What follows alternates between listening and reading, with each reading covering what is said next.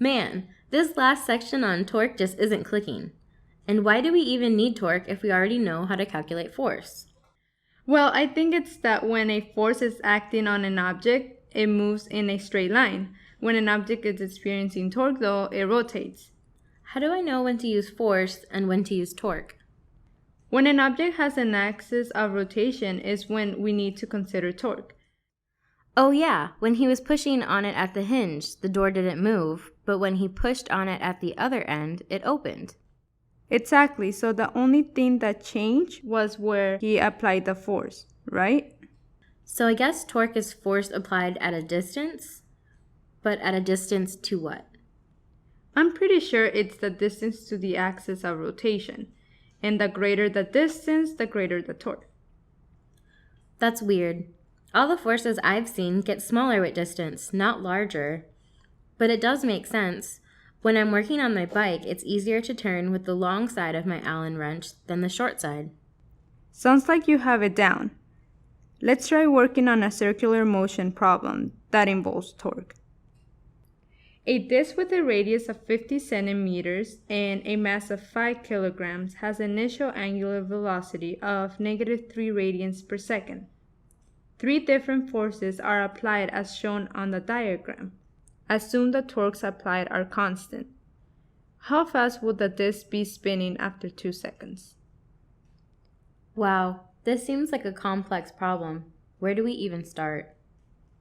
Well, it appears as though we should find the net torque on the disc. Since we found the torque is essentially force in a circular motion, we should be able to use it to find angular acceleration. This sounds a lot like solving a regular force problem. When we find the net torque, we can calculate the angular acceleration. Then we can find out how much the angular velocity has changed after 2 seconds, right? I think so, yeah. This is very similar to the problem we already solved by finding a net force. So to find the net torque, let's add up all the torques.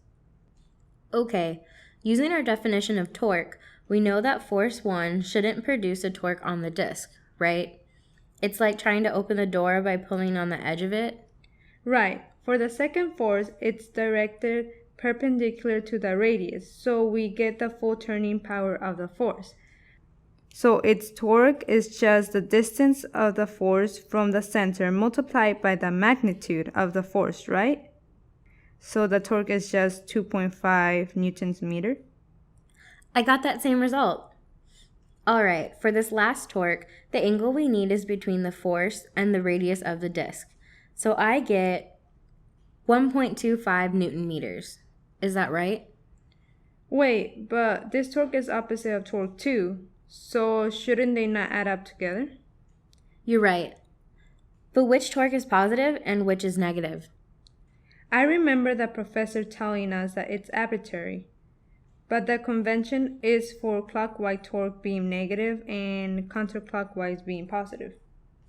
Okay, so torque 2 is negative and torque 3 is positive. So now we can solve for the net torque. Easy. Now we can get angular acceleration, right?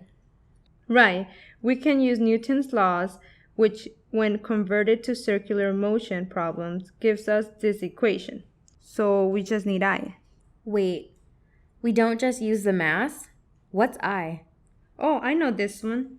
It's the equivalent of mass called the moment of inertia. It's the sum of all bits of mass multiplied by the mass's distance squared from the rotational axis. Okay, so an object with more mass further from the center is harder to turn than one with the mass all around the axis of rotation, right? How do we calculate that for a solid object? Calculus. But since this is a common shape, we can just use the table in our textbook. From the table, I got that the moment of inertia for a disc is this. Plug in our values, I get 0.625 kilograms meters squared. What an odd unit. But now we can easily solve for acceleration. I get the angular acceleration is negative 0.78125 radians per second squared. So we're slowing down? No, I think we're actually speeding up. The negative just tells us that the angular velocity is changing in the clockwise direction. Oh, and since the initial velocity was also negative, we must be increasing our angular velocity clockwise, just like our linear force problems. Excellent. Now it's just circular motion kinematics. Let's use this kinematic equation to find the angular velocity after 2 seconds. I get 4.5625 radians per second clockwise. Hey, this problem wasn't too bad. Yeah, just remember for circular motion problems, our units are no longer meter per second or meter per second square, but radians per second and radians per second square.